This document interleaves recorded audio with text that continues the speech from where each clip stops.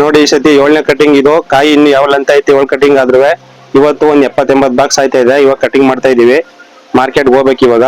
ಕಾಯಿ ನೋಡಿ ಏನ್ ಲಂತ ಐತೆ, ಗೋಟ್ ಇಲ್ಲ ಏನೂ ಇಲ್ಲ, ಫೈನ್ ಆಗೈತೆ ಕಾಯಿ.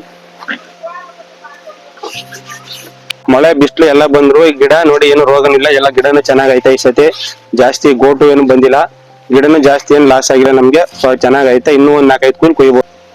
ನಮಸ್ಕಾರ, ನನ್ನ ಹೆಸರು ರಾಘವೇಂದ್ರ ಅಂತ.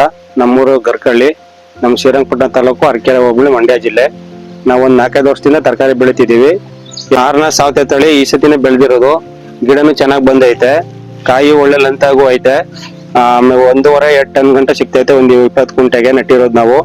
ಬೇರೆ ತಳಿ ಹೋಲ್ಸ್ಕೊಂಡ್ರೆ ಈ ತಳಿ ಈ ಸತಿ ಪರವಾಗಿಲ್ಲ, ನಮ್ಗೆ ಒಳ್ಳೆ ಇಳುವರಿ ಕೊಡ್ತೈತೆ, ಚೆನ್ನಾಗೂ ಬಂದೈತೆ. ಏನಿಲ್ಲ, ಗಿಡನು ಚೆನ್ನಾಗಿ ಬೆಳೆದೈತೆ, ಟೇಪ್ ಮೇಲೂ ಹೋಗ್ತೈತೆ ಎಲ್ಲ, ಇನ್ನೂ ಚೆನ್ನಾಗೈತೆ ಗಿಡ.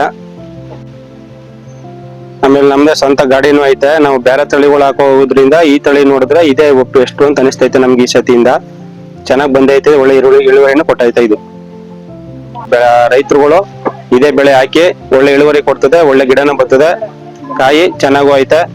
ಎಲ್ಲ ರೈತರಿಗೂ ಒಳ್ಳೇದಾಗಲಿ, ಇದನ್ನೇ ಹಾಕಿ.